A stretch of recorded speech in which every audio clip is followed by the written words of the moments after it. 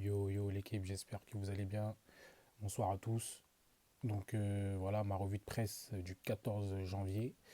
On va parler de la Coupe d'Afrique avec le Nigeria qui fait un match nul face à la Guinée équatoriale un partout.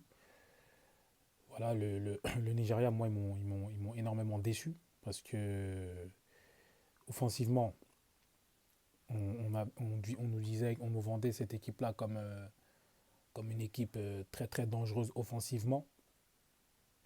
Malgré qu'il y ait les absences de Boniface et de Oumar Sadik, pour moi, même avec un Victor Osimhen face à la Guinée équatoriale, quand même, tu dois pouvoir t'imposer.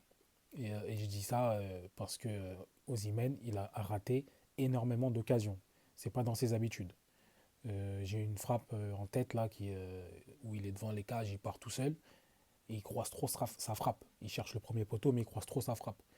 Du coup, voilà, ils n'ont pas pu concrétiser leurs occasions, leurs nombreuses occasions. Et la Guinée équatoriale aussi a été solide. Ils ont montré un bon visage.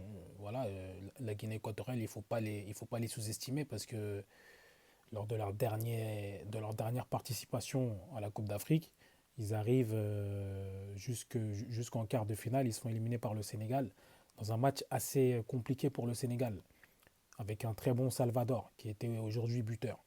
Donc voilà, c'est une équipe qui est dans la régularité de ce qu'elle fait depuis quelques années. Donc voilà. Ensuite, il y a l'Égypte qui a fait deux partout face à la Mozambique. L'Égypte qui a eu la chance d'avoir un penalty en fin de match dans le temps additionnel pour pouvoir égaliser avec un penalty concrétisé par Mohamed Salah. Deux partout face à la Mozambique. La Mozambique a réagi. Voilà, ils se sont fait mener au score dès le début de la rencontre par un but de Mostafa Mohamed. Et ils ont su répondre de la meilleure des manières en début de deuxième mi-temps avec deux buts coup sur coup, deux buts en 2 minutes. Et voilà, le Mozambique n'a pas su garder le score à cause du penalty survenu en fin de match. Bon, un penalty qui est légèrement discutable. Certaines personnes disent qu'il n'y avait pas besoin de le siffler, d'autres disent qu'il y avait penalty. Donc voilà, chacun, c'est mitigé. C'est mitigé. Mais voilà, belle performance quand même de la Mozambique. L'Égypte devra faire attention et s'imposer pour le prochain match. Voilà. Le Cap-Vert qui s'impose face au Ghana, 2 buts à 1. Alors pour beaucoup de monde c'est une surprise, mais pour moi le Cap-Vert qui s'impose face au Ghana, c'est pas vraiment une surprise. Sachant que là, le Ghana, ils sont orphelins de Mohamed Kudus, qui est l'homme de leur équipe. Voilà. Thomas Partey au milieu de terrain, il n'est pas là. Le Cap-Vert, c'est une équipe très très cohérente depuis déjà quelques années. Ils ont rencontré plusieurs fois le Sénégal. Moi qui suis un fan inconditionnel du Sénégal, qui regarde quasi tous les matchs, je les ai vus plusieurs fois, le Cap-Vert, jouer contre le Sénégal. Et c'est une équipe très très dangereuse. C'est une équipe très très dangereuse. Voilà, ils sont dans la continuité, comme je vous ai dit, de ce qu'ils proposent depuis quelques années. Et ils ont tout simplement rattrapé le niveau qu'ils ont par rapport aux plus grosses nations. Mais le Ghana, moi je trouve qu'ils sont en déclin depuis quelques temps. On l'a vu à la Coupe du Monde. Le Ghana, malheureusement, c'était pas trop ça. Si Kudus n'est pas là, c'est pas une équipe qui fait vraiment peur. Et malheureusement pour les Ghanéens, Kudus est blessé. Je sais pas il en a pour combien de temps, mais apparemment même le prochain match il sera pas là. Ça risque d'être très compliqué pour le Ghana parce que le prochain match, il me semble que c'est face à l'Égypte. De toute façon, que ce soit face à l'Égypte ou face au Mozambique, ça va être compliqué parce que les deux équipes sont des équipes qui sont prêtes. Et on a vu aujourd'hui le spectacle qu'ils nous ont proposé. Ça va être très compliqué pour le Ghana. Moi, je vois le Ghana un peu vraiment en dessous de ces deux nations. Donc voilà, le Ghana, ça fait peur. Ça fait peur parce que le déclin, il est énorme. Et Jordan Ayou, André Ayou, ils sont pas éternels. Ils ont pris de l'âge et voilà, petit à petit, on voit que le Ghana n'est plus le Ghana avec la mentalité des Souley Muntari, des Apia que j'ai connus à l'époque. Diana Samoa, etc. Mais voilà, il faudra qu'il passe par ce creux générationnel, je pense, pendant un petit moment que le Ghana va un peu morfler avant de retrouver des couleurs. Mais voilà, c'est comme ça. Il n'y a pas le choix. Il y a toujours des creux générationnels et c'est comme ça. Donc voilà, c'est tout pour la Coupe d'Afrique. Et donc demain, il y a l'entrée en lice du Sénégal. Le Sénégal face à la Gambie à 15 heures. Ensuite, il y a le Cameroun qui joue face à la Guinée. La Guinée-Conakry de Serhou Guirassy. C'est une très très belle rencontre et une très belle affiche. Et le soir, on a l'Algérie qui joue face à l'Angola. Voilà. Donc voilà, demain, il y a des équipes qui sont, qui sont considérées comme favoris du tournoi, qui vont entrer en jeu. Et attention au Sénégal face à la Gambie. Ça risque d'être un match très très compliqué avec des conditions extrêmes sous 34-35 degrés.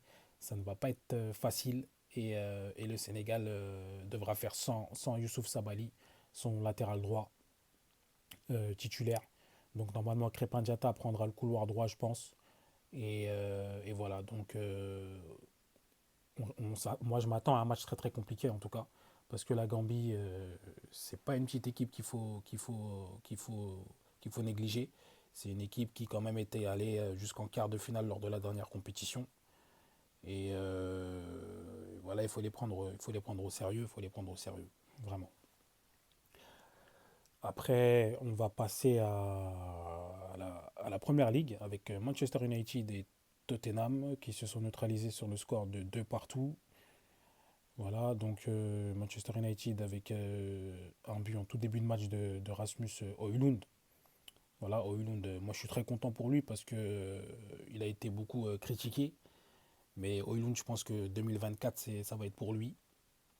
Il a montré beaucoup d'envie, beaucoup d'arrêt dans ce match. Et il a été récompensé avec un but et une passe décisive pour Marcus Rashford qui marque enfin à Old Trafford. Depuis le mois de mai, il n'avait plus marqué à Old Trafford. Très très inquiétant. Cette année, Marcus Rashford, à part son but aujourd'hui, j'ai pas vraiment grand chose à dire sur lui parce que je vois que il y a il y a beaucoup d'erreurs techniques, même s'il veut bien faire, hein. Bon, mais je vois que moi, il y a beaucoup d'erreurs techniques et c'est pas normal à son niveau. C'est pas normal. J'espère que ça va s'effacer vite pour lui et qu'il va retrouver son niveau de l'année dernière. Après, j'étais content de l'entrée de Lisandro Martinez. Voilà, enfin, qui retrouve les terrains après 4 mois d'absence. Lisandro Martinez. Johnny Evans n'a pas fait un bon match. Je trouve qu'il n'a pas été. Voilà, Johnny Evans, pour moi, aujourd'hui, n'était pas très haut niveau. Donc, l'arrivée de Lisandro Martinez, ça va faire beaucoup de bien. Associé à Raphaël Varane, ça va arranger les choses. Ensuite, on a les latéraux Dalot et Wan-Bissaka qui aujourd'hui, moi, j'ai pas compris le placement. Pourquoi Wan-Bissaka a joué latéral gauche? Peut-être pour contrer Pedro Porro, je sais pas. Mais il avait un peu de mal, il a un peu de mal, même si dans le travail défensif ça va. Mais en termes d'efficacité offensif, il avait un peu de mal. Donc voilà, et Kobe Mainu qui confirme au milieu de terrain que voilà, il faudra compter sur lui. McTominay est entré en cours de jeu à la place de Eriksen. Il avait une balle de match en toute fin de match. Voilà, une tête où il était seul en deuxième poteau et une tête qu'il ne cadre pas. Il avait juste à piquer la tête et à le rentrer. Il a mis la balle au-dessus. Voilà, pour moi, McTominay, personnellement, même s'il nous a marqué quelques buts, il nous a sauvé cette saison, moi, je suis plus pour qu'il intègre, pour qu'il continue à jouer, en fait, tout simplement. Voilà, Casimiro est revenu, autant faire rentrer Casimiro. Il était sur le banc, il ne l'a pas fait rentrer, je ne sais pas pourquoi. Mais voilà, moi j'en ai marre de ces joueurs-là. Donc voilà, après, faut voir ce que ça va donner plus tard, même s'il y avait un peu de mieux aujourd'hui, c'est vrai, mais normalement tu devais t'imposer face à Tottenham, un Tottenham où voilà, Pape Matar Sarr, Yves Bissouma et Madison, entre autres, ne sont pas là. Je suis désolé, même Heung-Min n'était pas là. Je suis désolé, tu dois t'imposer. Tu dois t'imposer. S'il serait là, ça aurait été quoi? Ça aurait été quoi? On aurait pris une purge, tout simplement. Mais bon, bref, on va passer à la Super Coupe d'Espagne.